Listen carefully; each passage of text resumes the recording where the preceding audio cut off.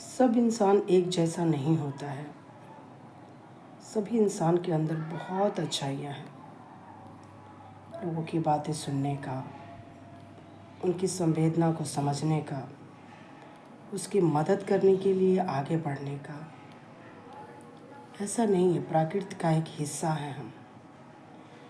जैसे प्रकृति की मदद करती है।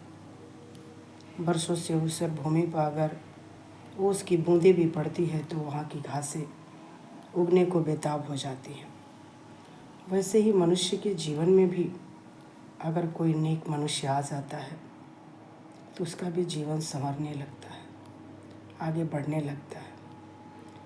कुछ हैं लोग जो समझ न होने के कारण खुद का जीवन तो बर्बाद कर ही रहे हैं, दूसरों को भी आगे नहीं बढ़ने दे रहे हैं।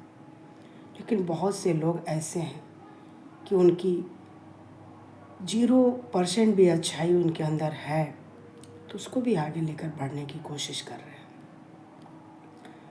समाज में अच्छाई नहीं होती तो ये समाज नहीं होता। अभी अच्छाई है, बहुत अच्छाई है। समाज से राजनीति अलग नहीं है और राजनीति से समाज अलग नहीं है। अध्यात्म भी कहीं न कहीं समाज और राजनीति का एक हिस्सा है। एक लीडर ही रहे और उसके आगे समाज न रहे तो वो सेवा किसके लिए करेगा। और समाज रहे और एक नेता, एक लीडर ही ना रहे तो फिर उसकी मध्यस्थता और अगुवाई कौन करेगा। अगर लीडर भी रहे, समाज भी रहे और कार्य ना हो, उद्देश्य ना हो, विजन ना हो तो फिर क्या करेगा वो। इसलिए तीनों का तालमेल बहुत ज़रूरी है। सेवा सर्वोपरि है। ये जीवन सेवा के लिए मिला है और किसी चीज़ के लिए नहीं मिला है। खुद की सेवा भी करना और खुद के साथ साथ खुदा के बंदों की सेवा करना, ये तो जीवन का मतलब है। सेवा करते करते ये जीवन एक ऐसे स्टेज में आ जाता है जहाँ सेवा मांगने लगता है और ज़माने की सेवा ही हमारे अंतिम क्षणों का सुकून देता है। इसलिए जीवन के मूल्य को समझना और उसके आदि और अंत की बातों को जानना और इसी के अनुसार जीवन व्यतीत करना,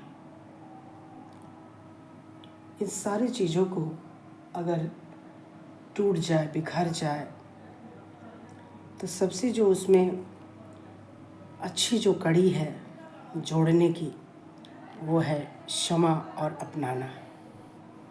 क्षमा करना और अपनाना, ये दोनों चीज़ें हैं। जिस चीज़ को मैं ये जोड़ रही हूँ, कब से कोशिश कर रही हूँ लेकिन जुट ही नहीं रहा है। लेकिन एक ऐसा स्टेज आया कि मैंने इसको जोड़ने में सफल हो गई। वैसे ही आगे बढ़ें, क्षमा करें और जीवन में नेक मार्ग चुनें। आगे बढ़ते बढ़ते आपको वो मंजिल ज़रूर मिलेगी जिसकी आपको तलाश है। नकारात्मक सोच के द्वारा आप समझ रहे हैं कि मैं बकबक कर रही हूँ, बकबक नहीं कर रही हूँ। मेरे मन, मेरे हृदय में जो रहता है वही मैं बोलती हूँ। इसलिए कि जो भंडार में रहेगा वही ना मुँह से निकलेगा। जो भंडार में रह भी नहीं करेगा वो निकलेगा कैसे। इसलिए मैं इस काम को पूरा कर ली हूँ और अब मैं